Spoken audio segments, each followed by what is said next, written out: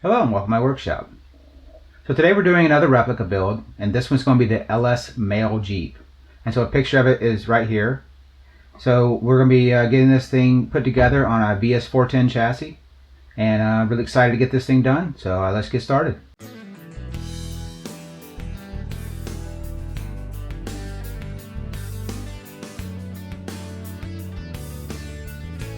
So I was pretty fortunate to find some really good quality prints for this Jeep DJ5. So this is a Postal Jeep is what the Wesmade Jeep was made from, and so I'm just taking here some of those drawings and making the rear section and getting that thing sanded down.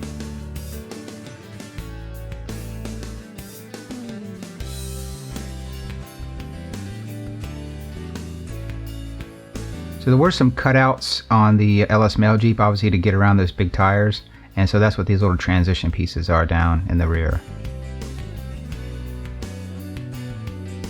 So when the part comes out of the vacuum mold, the first thing you do is you just cut away the bulk material, and then you left with the part that's that's still wrapped around the vacuum form, and so you have to do a rough cut to get that thing removed, and come back on the inside with a pen and mark down where you want your final cuts to be.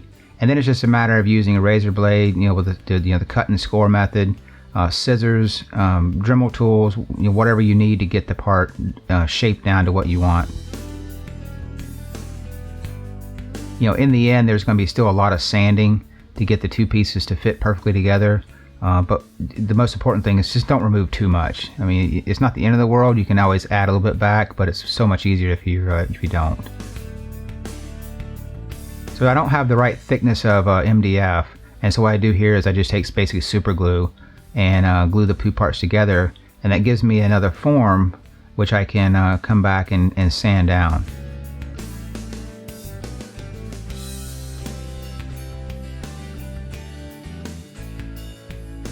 So what I'm trying to do here is look at the drawing I have and then go back to the reference material of the actual Wesmade Jeep to make sure that there weren't changes, and essentially what I'm doing here is cutting the opening out for the door in the back. So yeah, just a lot of careful measurements going back and forth, and sometimes you just gotta really take a step back and look at it to make sure it's right, but in the end, as long as it looks right, that's all that matters.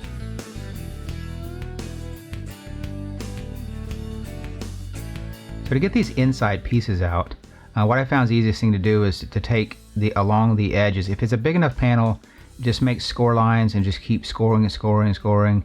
Don't try to make cuts through, just make very light passes, sometimes 6, 8, or 10 passes until eventually it'll just pop through.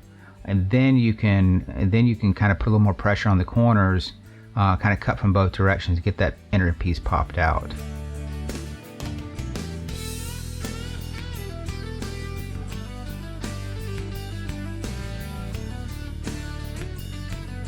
What these pieces are on the side, these are the armor plate that wraps around the original body.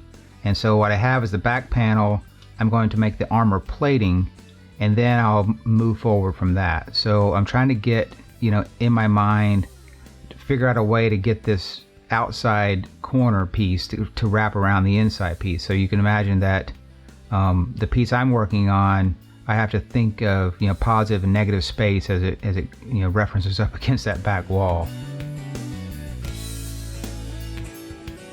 So when I get the styrene in, it's usually 2x4, 4x8 sheets, and I cut those down to 12x20 to fit the vacuum former. I end up with these offcuts, and they really work well for doing the kind of the scratch building stuff in between. And so here, I'm cutting out a piece and I'm sanding the edges down. And the reason you do that is because when you make that cut with a razor knife, it always makes a raised edge up. And if you don't get that raised edge up, sometimes it'll catch when you're trying to put the two pieces together. It doesn't feel or look right.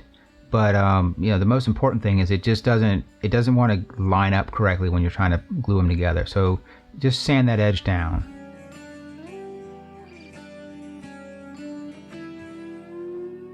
So this panel is going to be the back door, which is actually sits on the outside of the body panel, and so that's why I cut the big hole out to begin with, so the door will actually glue back onto the back panel. So here I'm also cutting an inside piece out similar to what I did before, but it's a much smaller hole. So what I do is I cut the straight pieces with a razor knife and get those through.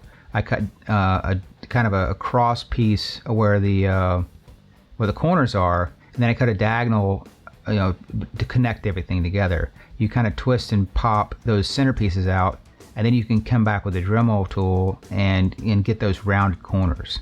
And that's the best way to get those smaller pieces cut out without causing a lot of stress and possibly ripping and tearing the styrene as you're going.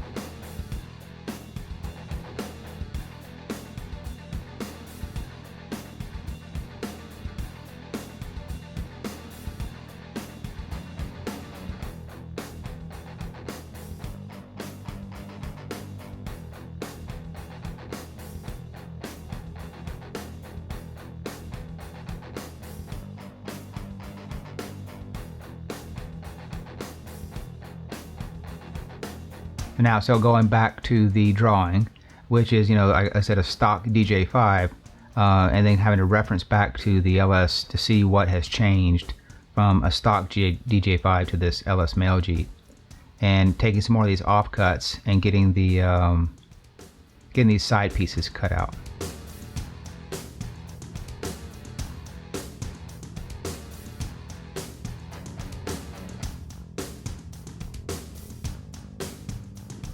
So one of the things that I found is that no matter how many fancy tools I get, I still end up just grabbing whatever's at hand to make it work. And so I have one of those 4-in-1 screwdrivers that has a round radius to it, the cap of a Tamiya filler, and basically just whatever I have laying around that will give me the right radius, and then basically use that to cut out the pieces.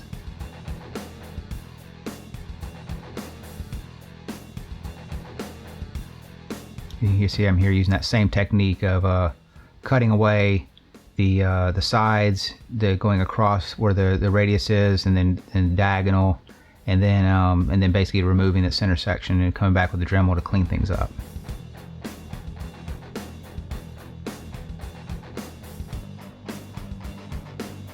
The one thing you don't want to forget is you get excited, you get the part made, and you want to put it on, and then you're like, oh man, I got to make another one, so I got to redraw it again. So if you got 2 parts to make, just make sure you force yourself to stop, transfer that over to the other part. That way you don't have to spend the extra time redrawing it. Plus it makes it more accurate.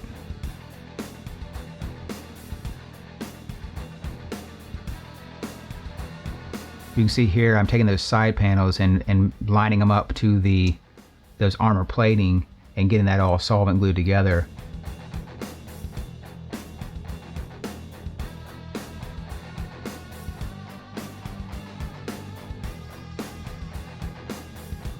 So this roof section here is it's one of those things it's difficult because it's a subtle transition from front to back and side to side, and so you just want to take your time to get that thing correct. You don't want to go too far because it looks off. You don't want to go not far enough because it just looks like a square block. So just some careful sanding, and what I'll do is I'll take a marker and mark right on the top. And as I'm sanding, I can see where that marker is going away and staying.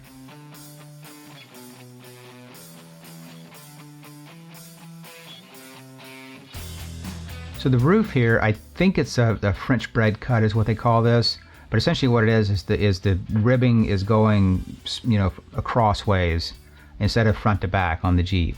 And so to get that effect with the vacuum forming, I'm just taking styrene, gluing it straight to the top with a gap in between. And what I'll do is I'll take some CA glue and filler and sand down the edges to get them transition or feathered over into the side to make it look like those are actually literally cut out and not just pieces that were added in.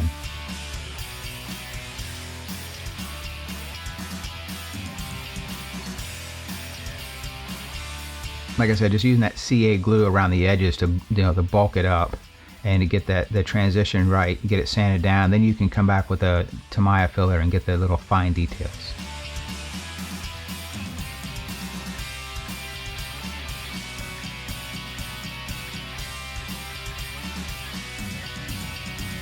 These are little pieces that go, I guess they're kind of the inner fender part. They go right in front of the door.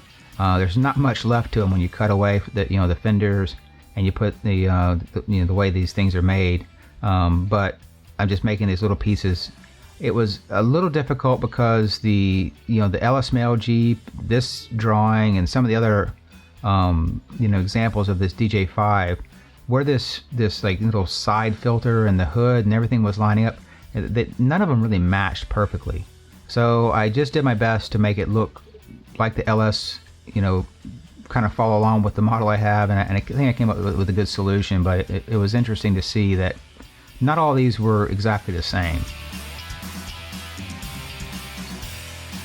So what I ended up doing to attach those and to give it some structure on the side, I took some of this thicker styrene shape I have, glued it to the armor plating in the back, and then glued those little fender wings on in the front. Again, just taking different thicknesses of MDF, gluing them together, getting a bulk shape, taking it to the sander, and then just kind of working your way down to get that the final shape. The first point I made here, I ended up trying to make the windshield all in one. Ended up cutting that off on the table saw and just making it again without the windshield. I think it worked out better in the end.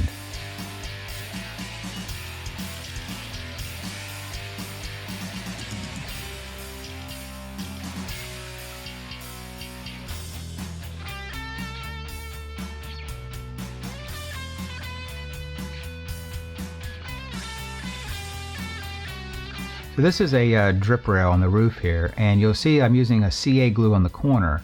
And the reason why is when you do those cold bends of that styrene, it puts a stress on it.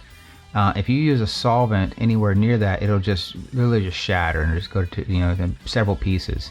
So what I found is where I've done those cold bends, if I just use a little bit of thin CA glue, glue it down, then I can use solvent on the rest of it, which the stronger bond.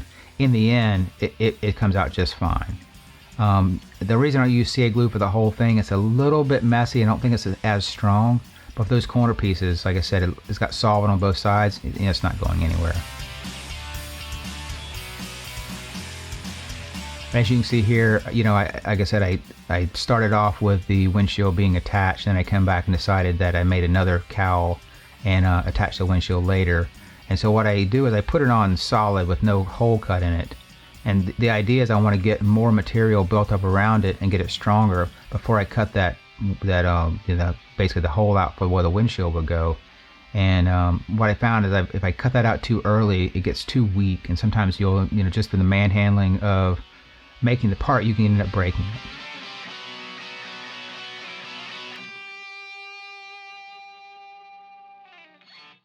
So the side has these barn doors. And so this is just like a little L piece of, L shape of styrene, and it just basically is just gluing this on. There are actually no doors here, but you can see where, the L shape holds the barn door, and then this piece I'm putting on now is just a thin piece of styrene that is where the door butts up against in the front. And so it literally just, kind of bolts on the outside of the Jeep.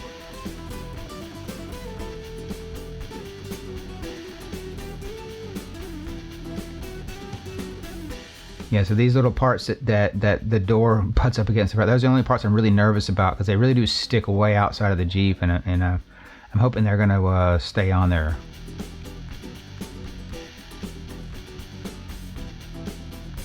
And so, once I get enough bulk material or on that I feel comfortable with, I can come back and then cut that windshield out.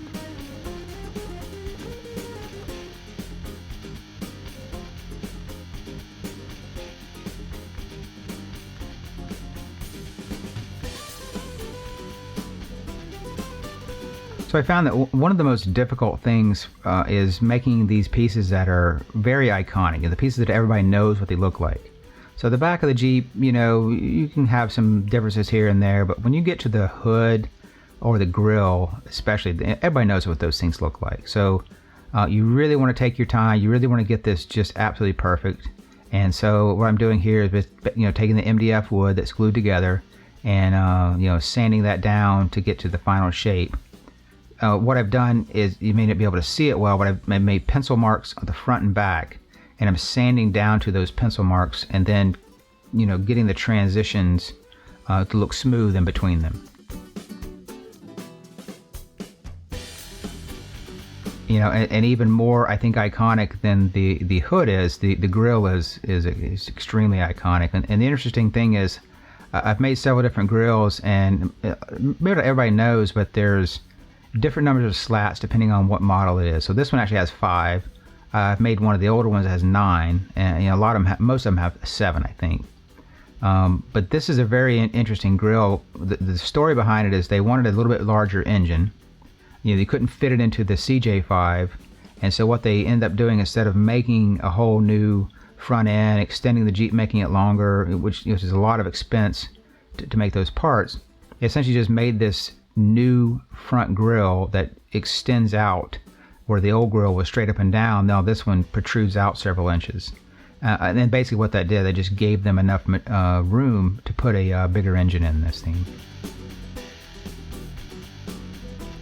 So just trying to use files and sandpaper to get the correct several different bevels at the right angle. Once I got it close, I end up putting a thin CA glue all around the edge of the MDF, and what that does, it hardens it up so that you can sand and get a really good surface.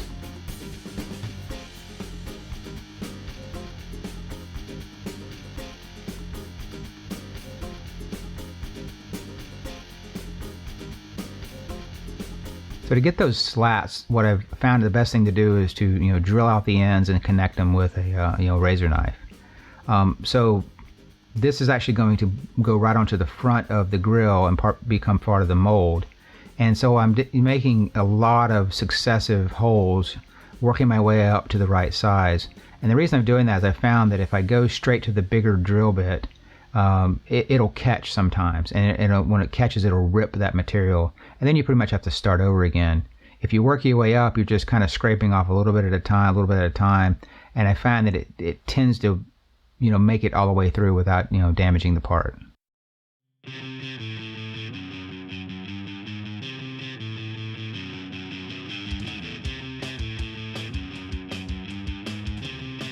Yeah, so once you have those holes drilled out, then you just basically connect them up, take a razor knife, slice down, pop the piece out, and then at that point, sandpaper, files, Dremel tools, whatever you have or need to get the shape to look right.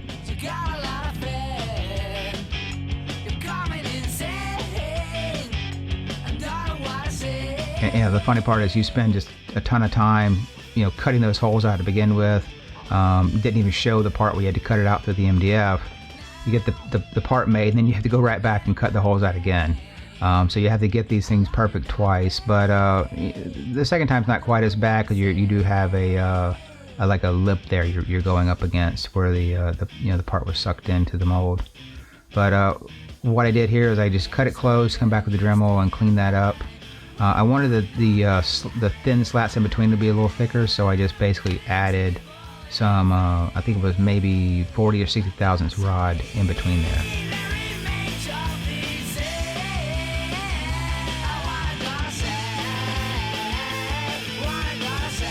So this is a crawler Jeep, it's an LS male Jeep crawler. So it has these flat fenders with the tube flat fenders in the front. And so I'm just basically recreating those here with some solid rod I have. So I drill a hole in the back and get that lined up, or it'll accept that rod, and then I bend the front over and silver solder a little tab on there, and I can bolt that tab directly to the fender, and then that's pretty much it. Once you have the shape you want, then you come back over the top with a piece of styrene, and I just ended up just CA gluing that down. And so that's pretty much exactly what the real one has. It's a tube fender with a piece of sheet metal that's probably welded to the top of that.